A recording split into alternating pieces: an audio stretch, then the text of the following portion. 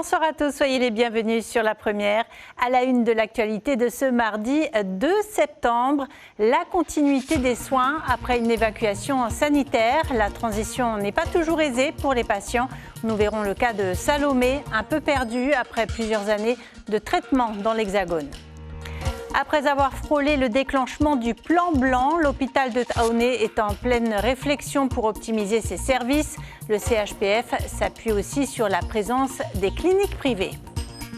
Le défaut de permis de conduire, une infraction devenue courante. Les autorités estiment que plus de 3000 personnes roulent sans permis. L'une de nos équipes a recueilli le témoignage d'une contrevenante. Pour en parler, Nino Bonis, directeur de l'association de prévention routière de Polynésie. L'association propose des solutions concrètes. Enfin, nous découvrirons le portrait du candidat numéro 3 à l'élection de Mister Tahiti. Adepte du CrossFit depuis 10 ans, le jeune homme de 28 ans veut promouvoir le sport et la santé.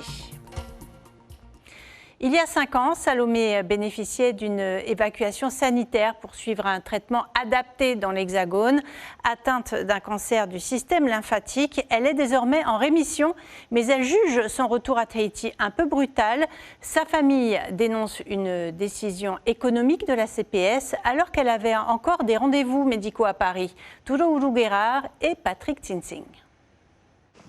Depuis 5 ans, Salomé se bat contre un lymphome de Hodgkin, un cancer rare du système lymphatique. Son suivi médical se déroulait à Paris. En juillet 2024, elle a reçu une greffe de moelle osseuse. Mais après plus de 2 ans et demi d'évacuation sanitaire, elle a été rapatriée au Fénois. J'ai eu seulement le courrier pour dire que j'ai le fin statut de Vasan. Juste comme ça, sans explication. Et du coup, soi-disant, c'est mon médecin qui a fait le fin de soins. J'ai appelé, il a dit non, il n'était pas au courant. Ah, mais Salomé, j'étais pas au courant. Je ne savais pas que tu es revenue. Même ceux de l'hôpital n'est pas au courant qu'elle est revenue. C'est quoi ça? Dans un communiqué, la CPS affirme que ce retour a été décidé par le médecin de l'Hexagone. Elle précise que la continuité des soins est assurée, les droits de la patiente étant toujours ouverts à Tahiti. Mais pour l'instant, Salomé ne dispose pas de médecin traitant. Aujourd'hui en rémission, la jeune femme peut compter sur le soutien indéfectible de sa famille. Sa mère, Thérèse, l'a accompagnée lors de chaque Evasan. Comme je sais comment elle est quand elle est malade, alors, je l'ai suivi, enfin, pour elle que j'étais là-bas. Ce que je veux, c'est me rassurer que je n'aurai pas de rechute. J'ai déjà rechuté une fois, je ne veux pas une deuxième fois. Parce que pendant la chimio, c'est lourd. C'est dans la foi que la famille Temar y trouve la force d'affronter la maladie. Car même si Salomé est en rémission, un suivi post-greffe reste indispensable. En 2024, selon la CPS, près de 700 évacuations sanitaires ont été recensées en Polynésie, dont plus de 500 vers l'Hexagone. Le projet de loi sur l'affiliation au régime des non-salariés a été adopté par 37 voix pour et 20 contre hier soir. Après des débats intenses et souvent techniques, des recours sont d'ores et déjà envisagés par les élus de la minorité et la CPME. Il y a près de 2 semaines, le centre hospitalier de Taoné était sur le point de déclencher le plan blanc. Les services de chirurgie et de médecine affichaient un taux d'occupation de 100%. Aujourd'hui, la tension hospitalière a diminué. Une nouvelle organisation des services se met en place. L'hôpital public peut aussi s'appuyer sur la complémentarité du secteur privé. Tourourou Guérard et Hubert Liao. Des chaises vides au service ambulatoire, une situation assez rare. Hiro et sa femme sont venus pour les problèmes d'audition de leur fils. Pour ce couple, la santé n'a pas de prix, alors ils ont choisi le privé. Ici, les patients rentrent chez eux 1 à 2 heures après l'intervention. Je trouve qu'il y a une meilleure prise en charge. Et notre hôpital, à Mamao, on rencontre beaucoup de problèmes de personnel, des fois un peu de problèmes de moyens, alors qu'ici, le personnel est calme, c'est agréable. Cette clinique privée dispose au total de 82 lits. En 8 ans, près de 1,3 milliard de francs ont été investis. Pour la direction, un partenariat avec le public reste indispensable. C'est une complémentarité nécessaire au système de santé. On ne peut pas tout seul fonctionner et apporter la bonne réponse. Il arrive quelquefois qu'on ne peut pas. Et dans ce cas-là, on est bien obligé d'aller se rapprocher soit du CHPF, soit d'autres structures pour permettre de régler ou de répondre à la demande du patient. À l'hôpital de Taoné, le niveau 1 de tension hospitalière a été levé. Il y a 2 semaines, chirurgie et médecine étaient saturés. Pour y remédier, le CHPF lance un projet de redimensionnement des services. C'est améliorer le flux entrant avec une meilleure répartition par service selon les besoins de la population. Améliorer aussi le flux sortant avec une plus forte collaboration étroite avec les autres structures de santé qui sont plus soit comme les cliniques. Plusieurs services vont être déménagés pour optimiser l'espace et les ressources. La plus grande avancée est la création d'un nouveau service, l'unité post-urgence de médecine. Ça va nous permettre d'avoir une bouffée d'oxygène et surtout que les patients puissent être pris en charge immédiatement dans un lit au bon endroit. L'unité devrait être opérationnelle ce mois-ci. Au total, le CHPF compte près de 500 lits. Grâce au projet Mavemaille, ils seront mieux répartis dans les services. Justice, le policier accusé d'avoir asséné un coup de poing à un homme en fauteuil roulant sera jugé par le tribunal correctionnel. Selon Trinity Info, il est poursuivi pour violences aggravées. À ses côtés, un autre agent de la DTPN est soupçonné d'avoir produit un faux rapport. Cette agression filmée par un habitant de Taonoa avait suscité une vive émotion. 27 décès sur les routes depuis le début de l'année et parmi les problèmes relevés lors des accidents, le défaut de permis de conduire. L'année dernière, près de 3500 infractions pour défaut de permis ont été enregistrées. Raison invoquée par les contrevenants, le manque de temps, les difficultés d'apprentissage et surtout le coût. Lucille Guichet, Sandroli. Ne vous fiez pas à son apparente confiance. Cette jeune femme n'a jamais passé son permis de conduire. Cela fait 2 ans qu'elle prend la route malgré tout, toujours avec un peu de stress. C'était plus pour ma grand-mère, pour l'emmener au médecin et tout, faire ses visites. Parce elle avait atteint un âge où elle ne pouvait plus conduire. Je n'ai pas les compétences pour conduire sur la route. J'ai appris, j'ai révisé le code et tout, mais j'ai quand même peur de tamponner quelqu'un. Et j'ai très peur quand même. Du coup, je roule doucement, je fais attention. Et aujourd'hui, qu'est-ce qui empêche de repasser le permis? L'argent. C'est trop cher? Trop cher. Comme elle, il serait 3000 à conduire sans permis sur les routes polynésiennes. Pour certains, c'est suite à un retrait. D'autres ne l'ont simplement jamais passé, par manque de temps ou d'argent. Je me suis déjà fait contrôler, puis il me demande si j'avais consommé de l'alcool. Je lui ai dit non. S'il veut, je pouvais souffler. Il ne m'a pas demandé de papier, rien. Il m'a dit, c'est bon, tu peux partir. J'ai pris une grande respiration, j'ai fait waouh. En moyenne, il faut compter 140 000 francs selon l'auto-école et le nombre d'heures de conduite. L'absence de permis est aussi un frein pour décrocher un emploi. Pour Heymanou, le précieux sésame lui a ouvert la porte d'un CDI de chauffeur-livreur. Il a été financé par l'opération Un permis, un emploi. Je me déplaçais à pied ou en vélo, mais après j'attendais les transports en commun, le bus. Avoir le permis, c'est un petit plus, surtout qu'il y a beaucoup d'entreprises qui ont besoin de livreurs. Et du coup, oui, ça aide beaucoup pour avoir un emploi stable, parce qu'il y a beaucoup de CDD mais qui n'aboutissent pas au CDI. Les conducteurs sans permis encourent jusqu'à 1 an de prison et 1 800 000 francs d'amende. En cas d'accident, ils ne seront pas couverts par l'assurance pour les indemnisations ou les dommages. Et bonsoir Nino Bonis, bienvenue. Vous êtes directeur de l'association de prévention routière de Polynésie. On vient de le voir, la conduite sans permis est une infraction malheureusement courante. Est-ce que c'est un phénomène récent ? Bonsoir à tout le monde. Non, ce n'est pas un phénomène récent, c'est récurrent, ça dure depuis des années pour les raisons qui ont été évoquées dans votre sujet. Je note quand même, et j'ai une petite anecdote, j'ai le souvenir d'une étude sur des personnes qui roulaient sans permis en métropole. Alors c'est un peu marrant à dire, les personnes qui n'ont pas le permis ont tellement peur de se faire attraper qu'ils sont beaucoup plus prudents que ceux qui ont le permis. Alors c'est pas pour inciter les gens à pas passer le permis. Il faut passer le permis. Que dites-vous justement à ceux qui conduisent sans permis? Qu'ils prennent des risques énormes.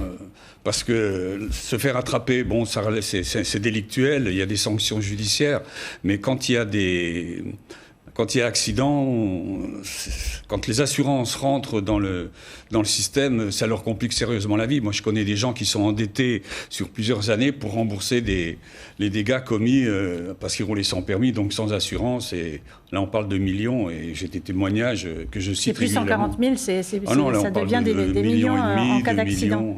Ceci dit, pour les jeunes qui ne sont pas beaucoup allés à l'école, c'est vraiment difficile d'obtenir ne serait-ce que le code. En plus, quand on vient des îles, c'est encore plus compliqué. Il y a parfois la barrière de la langue. Comment aider ces jeunes? Dans les îles, ils peuvent passer ils ont une licence avec la capacité. Et quand ils viennent après sur Tahiti, il faut repasser le permis. Oui, la règle national. Est pareille pour tout le monde, quoi. Il faut apprendre le code, il faut prendre des heures de conduite. Alors c'est vrai que l'argent c'est un frein, c'est pour ça qu'on aide, mais il faut aussi la volonté de le faire. Moi, j'ai des exemples tout frais dans les audiences que je tiens. Au tribunal ? Au tribunal, les gens disent je passe pas le permis parce que j'ai pas le temps, parce que c'est pas qu'un problème d'argent, c'est majoritairement l'argent. Mais il y a des gens qui n'ont aucune intention de passer le permis et qui ne le passeront jamais. Donc, vendredi, vous avez signé une convention avec la commune de Tevayuta pour aider une douzaine de jeunes à obtenir leur permis. Justement, comment sélectionnez-vous ces candidats ? Alors c'est une convention que j'avais fait initialement et que je continue à faire avec la mairie de Papeete, parce que la convention avec la mairie de Tevayuta, c'était après celle signée 4 jours avant avec la mairie de Papeete. Cette année, on va aider 22 et 12, 34 personnes à obtenir leur permis. Alors nous finançons, mais nous ne nous occupons pas de la sélection. La sélection, c'est réalisé par les mairies avec les services sociaux, avec des critères très précis. Et ça a été dit dans votre reportage, il faut que les personnes aient la volonté de s'améliorer pour obtenir un emploi, un CDI, etc., etc. Donc c'est comme ça. On l'a vu encore ce week-end, un homme est mort en 2 roues. Est-ce que le profil des personnes accidentées est toujours le même ou il a évolué ces dernières années? On remarque beaucoup d'accidents du côté des 2 roues en tout cas. Les 2 roues cette année, sur les 27 tués, il y a 13 et 2 vélos, il y a 15 2 roues. Donc le 2 roues, c'est le moyen de transport le plus dangereux du monde, transport terrestre, pardon, le plus dangereux du monde. Mais ce qu'il ne faut pas oublier, c'est que les personnes qui se tuent en 2 roues sont auteurs et victimes. Là, sur 13, il y en a 9 qui se sont tuées toutes seules. Qu'est-ce que ça dit ? Ça dit qu'il y a les facteurs aggravants habituels qui rentrent en ligne de compte, alcool, stup, inattention.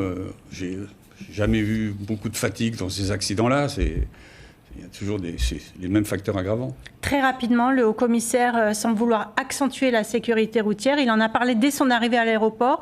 Quelles sont vos attentes? Il y a une attente en particulier. Une attente en particulier, moi je pense qu'il faut qu'on continue à faire ce qu'on fait ensemble, parce que c'est un travail d'équipe, l'État, le pays, les associations. Et si le haut-commissaire s'inscrit dans la continuité de son prédécesseur, allons-y.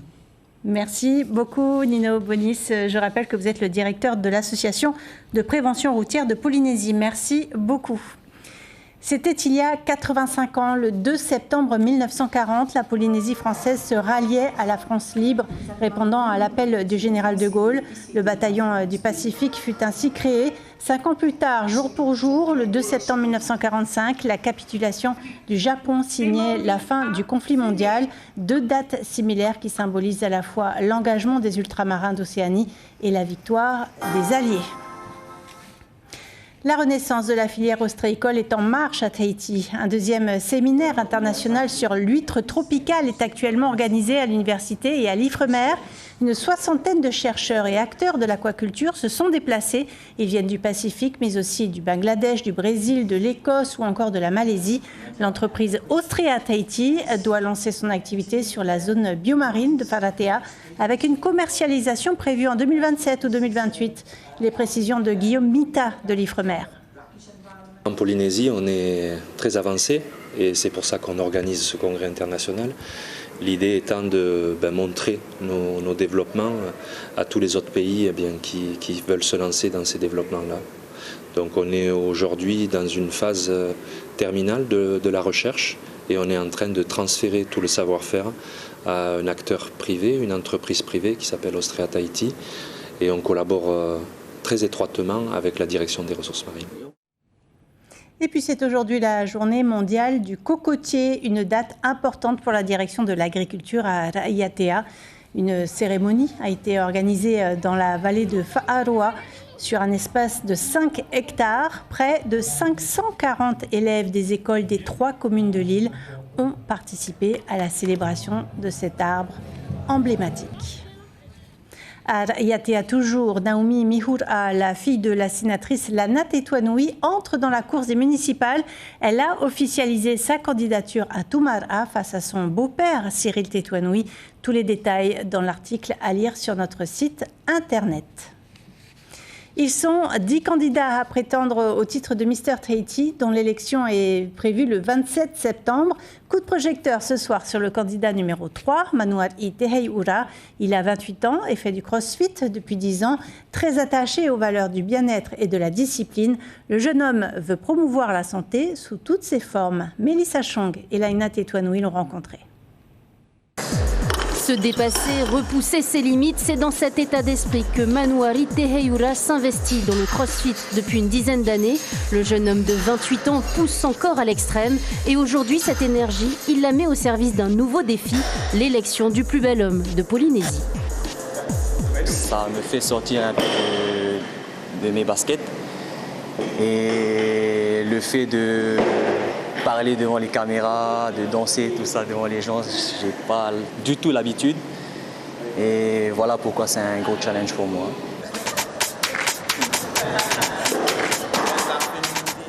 Haltères, vélo, anneaux, Manuari passe l'essentiel de son temps libre dans cette salle de sport. Chaque séance est un rituel pour forger le corps et renforcer l'esprit.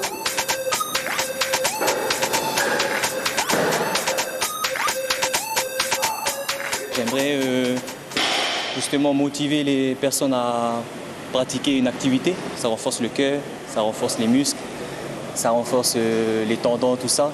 Mais aussi mentalement, ça te donne plus de confiance en toi. Je pense qu'il rentre bien dans cette démarche. C'est une personne qui est très investie, très disciplinée. En plus de ça, mais nous, c'est une personne très modeste. Il montre beaucoup l'exemple à la salle, en étant altruiste, donc il va beaucoup aider les nouveaux. Ce pari audacieux dévoile une nouvelle facette de sa personnalité. Sa maman, Anouk, se tient à ses côtés, guidant chacun de ses pas dans cette aventure. Pour moi, c'est une fierté de voir mon fils se présenter à Mister Tahiti et c'est un honneur pour moi aussi. Parce que étant petit, c'est un gamin qui s'ouvre pas à tout le monde. Il est tellement timide. Et là, maintenant, je vois qu'il peut y arriver. Il peut devenir notre mystère à nous. Le 27 septembre, ce passionné de sport franchira les portes de l'arène de Toata pour un autre type de compétition, l'élection de Mister Tahiti 2025. Et demain, l'invité café de la matinale radio sera Lionel Teihotu de Tahiti Tourisme. Il sera question du Salon du tourisme qui ouvre ses portes vendredi. L'information principale de ce journal, 27 décès sur les routes de Tahiti depuis le début de l'année. Et parmi les problèmes relevés lors des accidents, le défaut de permis de conduire. Un dispositif d'aide au permis en partenariat avec la prévention routière permettra à 12 jeunes de Tevayuta d'obtenir le précieux sésame gratuitement. La convention a été signée vendredi. Papeete a été la première commune à en bénéficier. Attention à la météo aux Australes Centre et Rapa. Météo France vient d'étendre la vigilance orange vague submersion au Tuamotu ouest, Tuamotu sud et au Gambier. Une houle longue de sud-sud-ouest s'amplifie progressivement jusqu'à 4 mètres demain avec une mer très forte.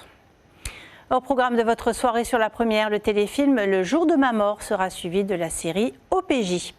On arrive au terme de cette édition. Demain, vous aurez le plaisir de retrouver Maruki Duri à cette même place. Ayata Tararu et Abinera Temata Hotoa vous présenteront les premières informations en radio dès 5h30. Passez une excellente soirée sur La Première et à bientôt.